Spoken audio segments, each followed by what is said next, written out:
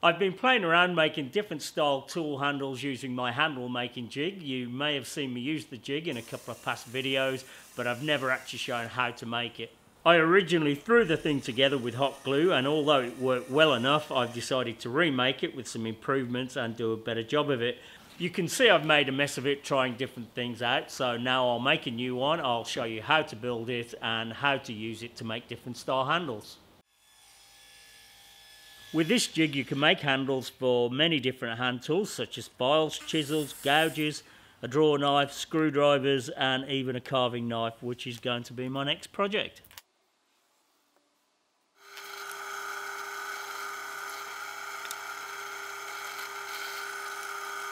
The new jig is going to use templates and they will attach to the underneath of the base, and to do that I'm going to use threaded inserts.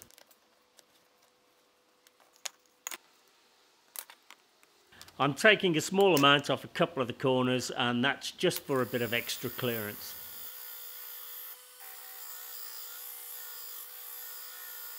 Next I'm going to make the two pieces that hold the screws. On this one I use regular screws straight into the plywood. That worked well enough, but to improve it I'm going to use threaded inserts. The problem is it needs to be very close to the edge. If I try and install a threaded insert that close to the edge, it'll just break out. So I need to install the threaded insert first and then chop the plywood to length afterwards.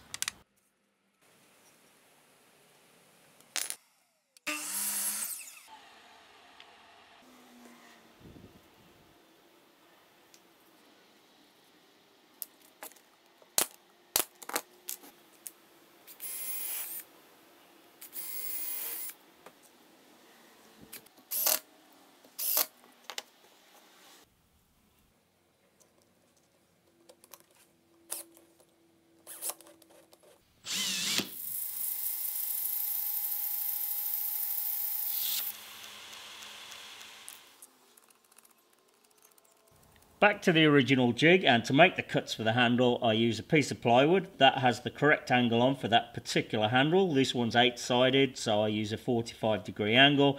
I push that up against one of the faces, make the cut, and then move it around and make the next one. But what I have to do is I have to hold it up tight against this piece here, and at the same time I have to put pressure this way to stop this from turning, and all the time the blade's putting downward pressure on and trying to spin it, so you really have to hold on to it quite tight. To improve that I'm going to sandwich that plywood piece between two other pieces. I've just cut those off camera. I've cut this one as well. That one will go on the top and that will add a bit more stability to the whole thing. I'll be able to put pressure then in one direction, and that should make it easier and allow me to put more pressure on as well.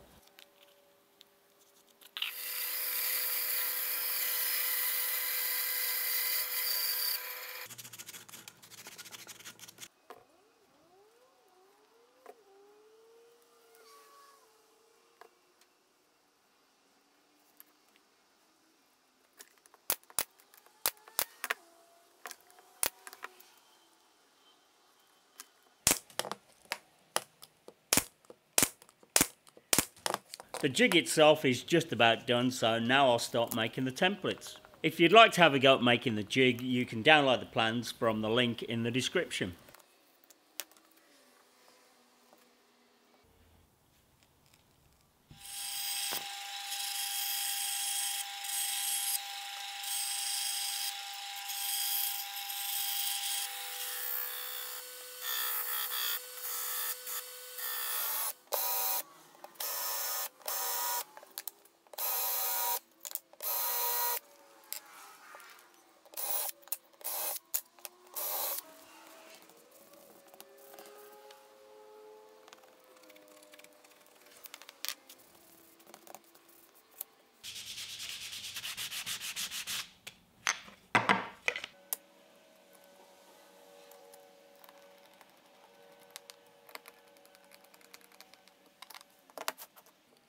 I'm adding a couple of drops of threadlocker, and that should stop the bolts from undoing when the jig is in use. I'll be using the jig on the bandsaw, but it'd be possible to do it on the router table using a pattern following bit. The bit would need to be at least 2 inches. You'd probably have to reduce the thickness of the base, maybe even use aluminium, and that could work, but I'm happy to use the bandsaw. I need to make a simple fence for the template to ride against. It could be made out of plywood, MDF or whatever you've got lying around. I'm going to use hardwood as it will take longer for it to wear out. I need to cut a notch for the blade to sit in and then remove a bit of material either side for clearance.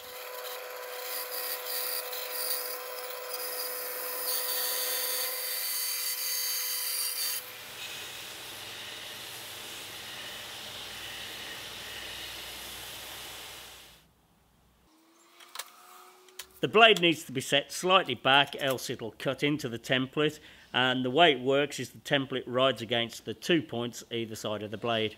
I've prepared a few blanks, so let's give it a go.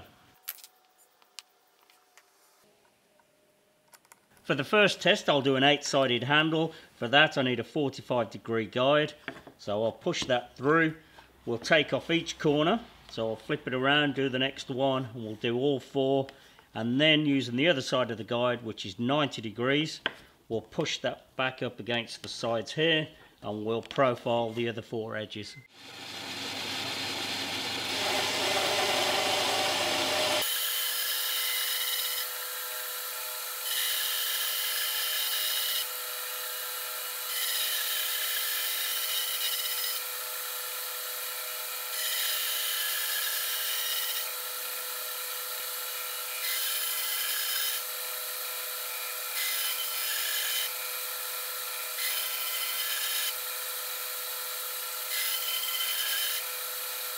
That worked really well. It's a bit wider than I'd like for most handles, but it's easy enough to either sand some off the template or make a new one and keep that one for any wider handles. I'll be sanding my handles on the belt grinder, but I thought I'd show how easy it is to sand them by hand.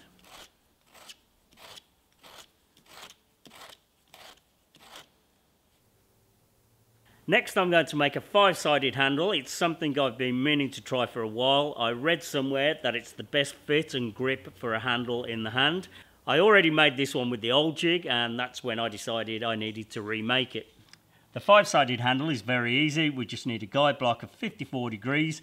If we put that in our jig and up against one face there, then with the bandsaw make the vertical cut opposite.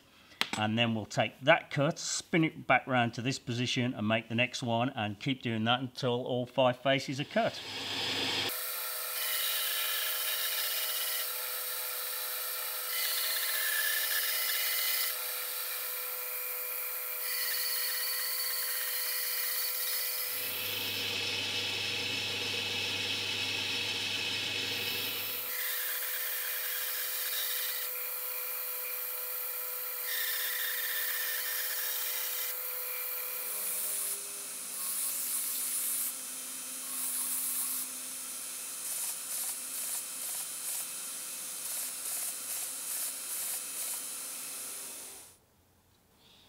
I really like the 5-sided handle. It's a good grip and it's comfortable, but one limitation I found is one of the points needs to face down while you put your thumb on the flat bit on the top, and like I say, that is very comfortable.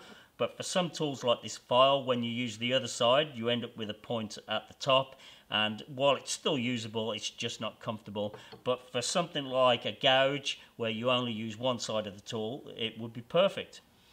And for a 10-sided handle, which has subtle faces, but it looks quite cool, you start by making a 5-sided handle, then turn around the 54-degree guide to the 90-degree end, and then take off all the corners. I'm not sure how good a 6-sided handle will be, but I'll give it a go.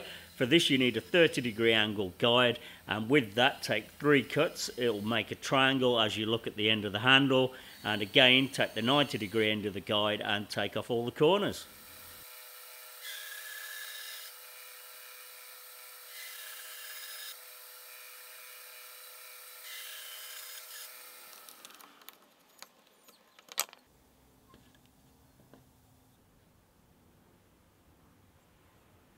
It's also an easy task to mount it on the lathe with the centre points if you need to turn it down and put a ferrule on. In my next video I'm going to make a carving knife based on this drawing. The handle is heavily tapered and it's also oval as well. Here's a test I did.